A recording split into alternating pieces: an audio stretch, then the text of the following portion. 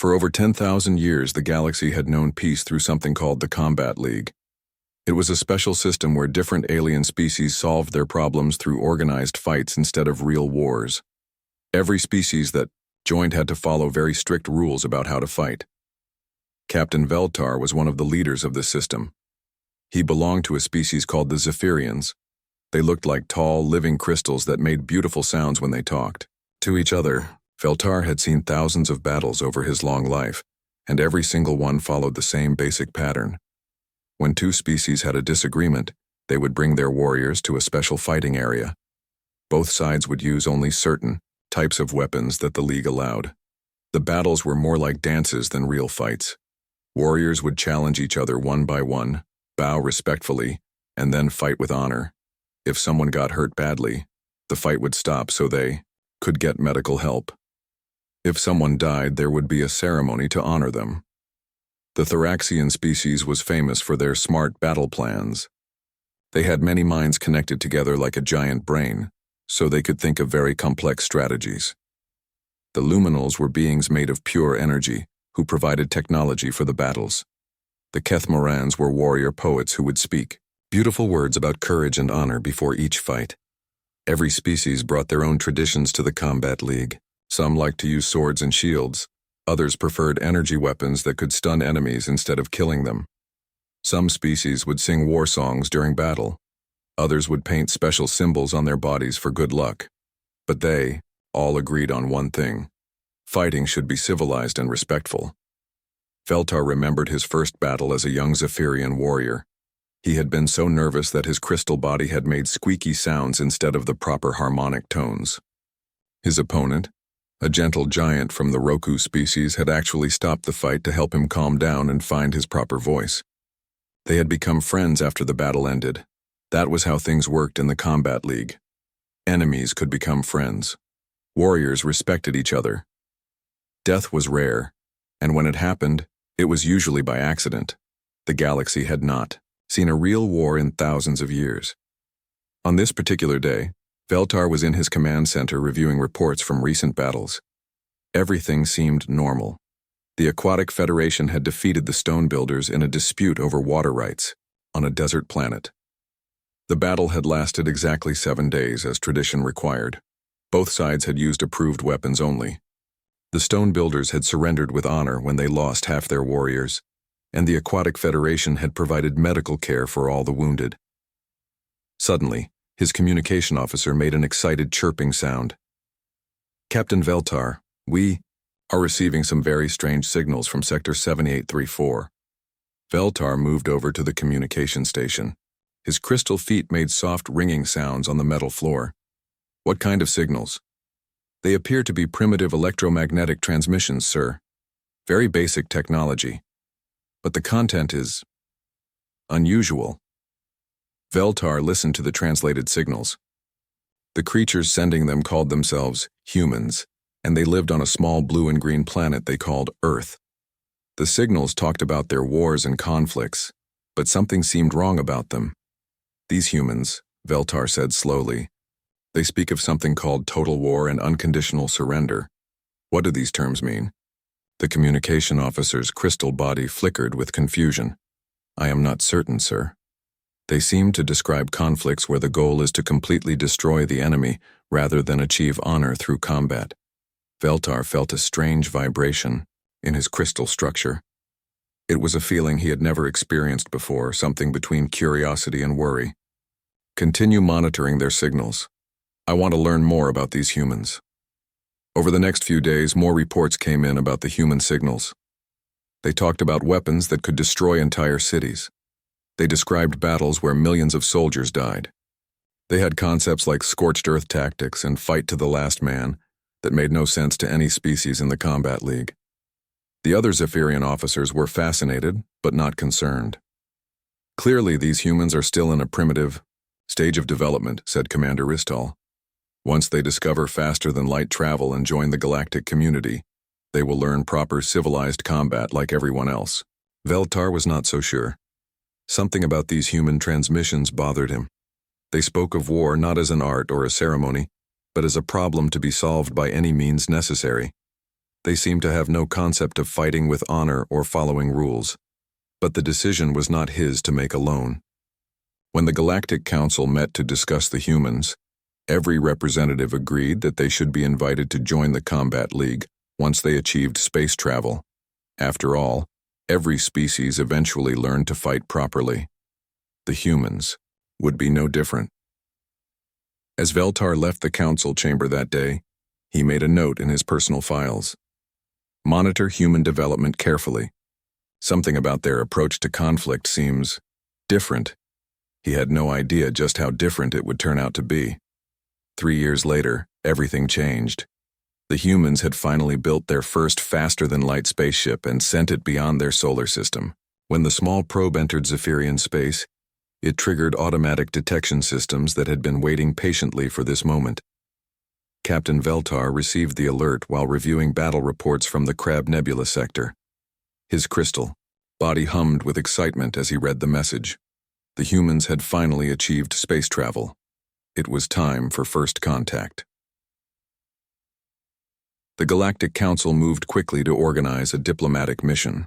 Ambassador Veltar was chosen to lead the team because he had been studying human transmissions for years. He selected a crew of the galaxy's best diplomats and translators.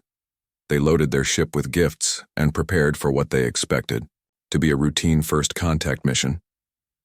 The journey to Earth took 2 weeks. During the trip, Veltar reviewed everything they knew about humans.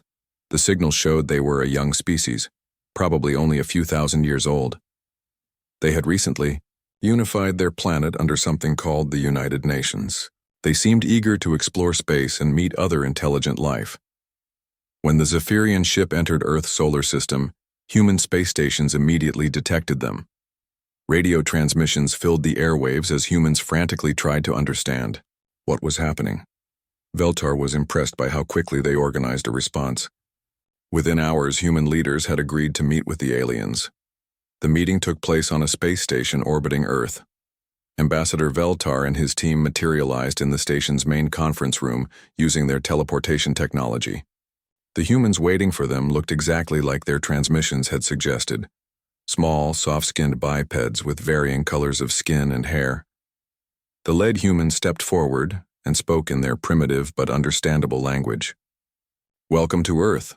I am Kim Dae-ho, Secretary General of the United Nations. This is Colonel Park Min-soo, our military advisor." Veltar was pleased by their polite greeting. His crystal body rang with harmonious tones as he responded. "Greetings, humans of Earth. I am Ambassador Veltar of the Zephyrian Collective. We come to welcome you into the galactic community." The humans listened carefully as Veltar explained about the Combat League. He described how hundreds of species had joined together to solve conflicts through organized, honorable combat. He talked about the rules and traditions that kept the galaxy peaceful. He showed them videos of elegant battles where warriors fought with respect and dignity. Kim Dae-ho asked many questions about the League's structure and government. He seemed particularly interested in how disputes were resolved and how new members were integrated. Veltar was impressed by the humans' intelligence and curiosity. But when Colonel Park Min-soo started asking about military matters, the conversation became strange. The human military officer wanted to know about weapon restrictions, casualty limits, and rules of engagement. When Veltar explained that battles were meant to be honorable contests with minimal death, Colonel Park's face showed confusion. "I do not understand," Colonel Park said slowly. "If the goal is to win the dispute, why would you limit your weapons or tactics? Why not use whatever means necessary to achieve victory?" Veltar's crystal body flickered with surprise. "Because victory without honor is meaningless. Combat is an art form, a way to demonstrate courage and skill. The goal is not simply to defeat the enemy, but to do so with dignity and respect." Colonel Park exchanged a look with Kim Dae-ho that Veltar could not interpret. The human military officer asked more questions about specific battle rules. Could warriors use deception? Were surprise attacks allowed? What about targeting supply lines or command centers? Each question made Veltar more uncomfortable. These humans seemed to think about combat in completely different terms. They talked about strategic objectives and acceptable losses in ways that suggested they viewed battle as simply a tool to achieve goals, not as an honorable tradition. When Colonel Park began describing human military history, Veltar felt vibrations of unease through his crystal structure. The human spoke of something called World War II, where over 50 million beings had died. He mentioned nuclear weapons that could destroy entire cities. He described tactics like total war, where civilian populations became targets. But surely these are historical artifacts, Veltar said hopefully. Your species has evolved beyond such primitive brutality. Colonel Park was quiet for a long moment. We have not had a global war in decades, he said carefully, but our military doctrine still emphasizes winning at all costs when the survival of our people is at stake. Kim Dae-ho quickly changed the subject back to diplomacy and trade agreements. He was clearly trying to present his species in the best possible light. Veltar appreciated the effort, but he could not forget Colonel Park's words. The meeting ended with humanity formally accepting an invitation to join the Combat League. They would be given 6 months to prepare their first warriors and learn the basic rules of civilized combat. Advanced technology and galactic citizenship would follow once they proved they could fight with honor. As the Zephyrian ship departed Earth, Veltar sat in his quarters reviewing the meeting recordings. Something about the humans worried him, but he could not identify exactly what it was. Every species went through an adjustment period when joining the League. The humans would learn proper combat techniques just like everyone else. At least that was what he hoped. 6 months later, humanity received its first official combat assignment. The dispute was simple and routine, a disagreement between humans and the Kethmoran warrior poets over mining rights in the Vega system. Both species wanted to extract rare crystals from the same asteroid belt, and neither would back down. The Galactic Council assigned the conflict to Combat Zone 7, a large asteroid that had been specially prepared for battle. According to League protocols, each side would send exactly 1,000 warriors. They could use only approved weapons from the standard list: energy rifles, plasma swords, and personal shields. The battle would last for 1 full week, giving both sides time to demonstrate their courage and skill. The Kethmorans were excited about facing the new species. They were known throughout the galaxy for their beautiful fighting style.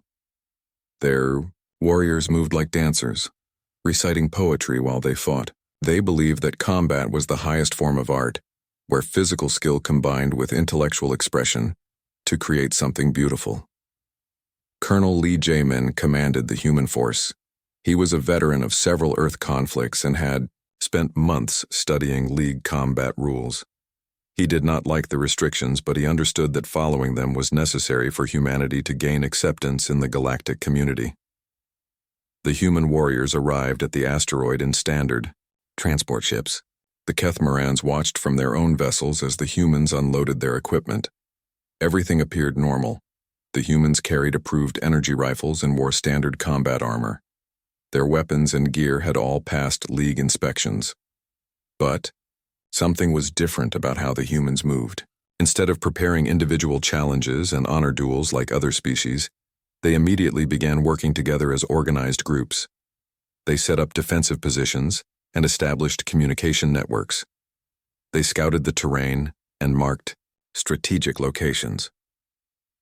When the battle officially began, the Kethmorans expected the humans to announce themselves with formal challenges. In traditional League combat, warriors would step forward, declare their names and achievements, and invite opponents to single combat. The battle would begin with poetry and ceremony.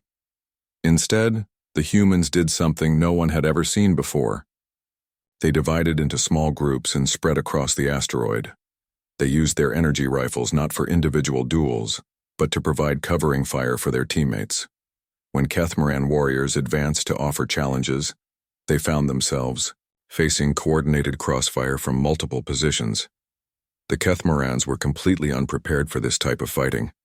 Their beautiful combat techniques were designed for one-on-one battles, not for facing organized groups working together.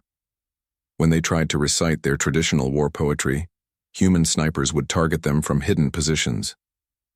When they Attempted graceful sword attacks, human soldiers would suppress them with rifle fire, while their comrades flanked from the sides. Colonel Lee had studied every League battle for the past decade. He noticed that all species fought as individuals, even when they were part of larger forces. No one had ever developed tactics for coordinated group combat because it was considered dishonorable to gang up on a single opponent. The humans had no such restrictions in their thinking. They treated the battle like a military operation with clear objectives. Their goal was to control the asteroid and force the Kethmorans to surrender. Individual honor was less important than achieving the mission. Within the first few hours, the human forces had established secure positions at all the asteroid's landing sites. They set up overlapping fields of fire that made it dangerous for Kethmoran warriors to move in the open. They used their communication systems to coordinate attacks and share intelligence about enemy movements. The Kethmorans kept trying to fight according to League traditions. Small groups of warriors would advance toward human positions, calling out challenges and offering to engage in honorable single combat. The humans would respond with suppressing fire that forced the aliens to take cover. When the Kethmorans tried to retreat, human squads would pursue them and attack from multiple directions. By the end of the first day, the Kethmorans had lost over 100 warriors. The humans had lost only 3 soldiers, and those deaths had been from accidents rather than combat. The alien warriors began to realize that they were facing something completely outside their experience. The Kethmoran commander, a poet warrior named Velthara, tried to adapt his tactics. He organized larger groups of warriors and attempted coordinated attacks. But his forces had trained for individual combat their entire lives. They did not know how to work together as military units. Meanwhile, the humans continued to improve their positions. They built defensive walls using asteroid rock and set up automated weapon systems. They established supply lines and medical stations. They turned the battle into a siege, forcing the Kethmorans to attack prepared positions. On the 4th day, Velthara requested a meeting with Colonel Lee under a flag of truce. The two commanders met in a neutral area between their forces. The Kethmoran poet warrior looked tired and confused. "Your people fight strangely," Velthara said. "Where's the honor in your tactics? Where is the beauty in your combat?" Colonel Lee considered his words carefully. "We fight to win. Honor and beauty are luxuries we cannot afford when our people's lives are at stake." The meeting lasted only a few minutes. Velthara returned to his forces and, after consulting with his officers, sent a formal surrender message. The battle had lasted 4 days instead of the traditional week. The humans had achieved complete victory with minimal casualties.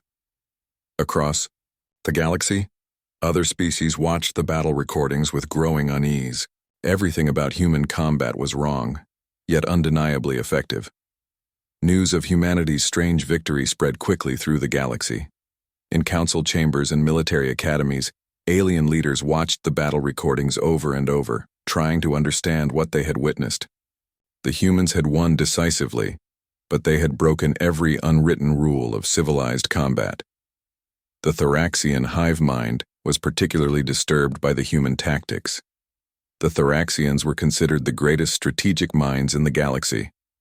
Their species shared thoughts across millions of individuals, creating a collective intelligence that could calculate battle outcomes with mathematical precision. They had never lost a major engagement in over 3,000 years. Queen Node Zixara, the primary consciousness of the Thoraxian military branch, made a formal request to the Combat League. The hive mind wanted to face the humans directly. They were confident that their superior intellect could counter whatever crude tactics these primitive newcomers might use. The dispute was arranged around territorial rights to a small moon in the Centauri system. Both species claimed the moon contained resources they needed. The Combat League approved a standard engagement. 2,000 warriors per side, 1 week duration, approved weapons only. The Thoraxians spent months preparing for the battle. Their collective mind analyzed every second of the human victory over the Kethmorans. They identified patterns in human movement, calculated optimal responses to human tactics, and developed counter-strategies for every possible scenario. They were certain that their careful planning would overcome human unpredictability. Captain Yoon Sora commanded the human expedition. She was younger than Colonel Lee but had earned her position through aggressive leadership in Earth's corporate wars. Unlike Lee, who had reluctantly followed League rules, Yoon actively looked for ways to exploit them. The human equipment appeared standard when it passed League inspection: energy rifles, combat armor, communication devices, and personal shields. Everything matched the approved specifications exactly. But Yoon's engineers had modified every piece of gear to maximize performance within the technical limits. Their energy rifles fired faster and more accurately than standard models. Their armor was lighter and more flexible. Their communication systems could handle much more complex data sharing. Most importantly, they had brought military engineers and fabrication equipment disguised as standard maintenance gear. The battle took place on a barren moon with low gravity and thin atmosphere. Both sides established base camps at opposite ends of a large crater. The Thoraxians expected a week-long chess match where superior planning would gradually overcome human aggression. On the first day, the humans did exactly what the Thoraxians predicted. They established defensive positions, sent out scouting parties, and began probing attacks against Thoraxian lines. The hive mind responded with calculated countermoves, repositioning forces and setting up ambushes. Everything proceeded according to their battle plan. But on the second day, something unexpected happened. The humans began building structures that were not in any of the battle recordings. They used local materials to construct fortifications that were far more sophisticated than simple defensive positions. They built workshops, communication towers, and even manufacturing facilities. The Thoraxian collective mind was confused. Building permanent structures during a week-long battle made no strategic sense. They recalculated their plans but could not understand the human logic. By the third day, the human engineers had created an entire forward operating base. They were manufacturing additional equipment, improving their weapons, and even building vehicles from asteroid materials. The humans were not just fighting a battle. They were establishing a military colony. Queen Node Zixara realized that her careful calculations were useless. The Thoraxians had planned for a traditional engagement where both sides used fixed resources for 1 week. The humans were treating the battle like a long-term military campaign where adaptation and innovation mattered more than initial planning. The hive mind tried to respond by accelerating their own timeline. They launched major attacks designed to overrun human positions before the humans could complete their preparations. But the human base was already too well defended. Automated weapon systems, carefully planned kill zones, and coordinated defensive fire devastated every Thoraxian assault. Worse, the humans began launching their own attacks, but these were not the simple raids the Thoraxians had prepared for.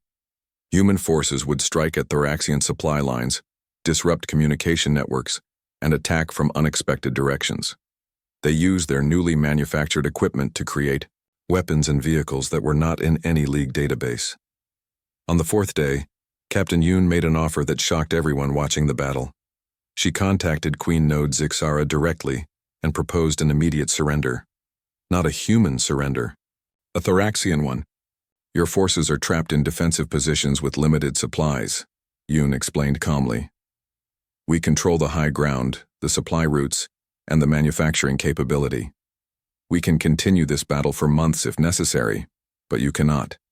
Surrender now and save your remaining warriors. The Thoraxian hive mind spent hours calculating possibilities. Every scenario led to the same conclusion. The humans had fundamentally changed the nature of the conflict. This was no longer a traditional League battle with predetermined parameters. It had become something else entirely, a real war. Queen Node Zixara made the most difficult decision in Thoraxian history. The hive mind formally surrendered, ending the battle 3 days early. They had lost over 800 warriors while the humans lost fewer than 50. But the real shock came during the post-battle analysis. The humans had not violated a single League rule. Everything they did was technically legal according to the combat regulations. They had simply interpreted those rules in ways that no one had ever considered. Across the galaxy, military leaders watched the recordings with growing alarm. The humans were not just winning battles. They were changing the fundamental nature of warfare itself. An emergency council session debated the human problem. Some species demanded expulsion, others quietly wanted to learn human tactics. Ambassador Veltar proposed a compromise. Humans would serve as the League's specialist force for unconventional conflicts. In exchange, they would mentor other species while adopting some League customs. 6 months later, General Choi Hyun-woo watched the first integrated unit deploy against guerrilla militants who refused formal battle. Alien warriors learned concepts like acceptable losses and victory at any cost. Young alien cadets now studied in human military academies, learning that in the darkness of space, survival often meant abandoning the concept of fighting fair entirely.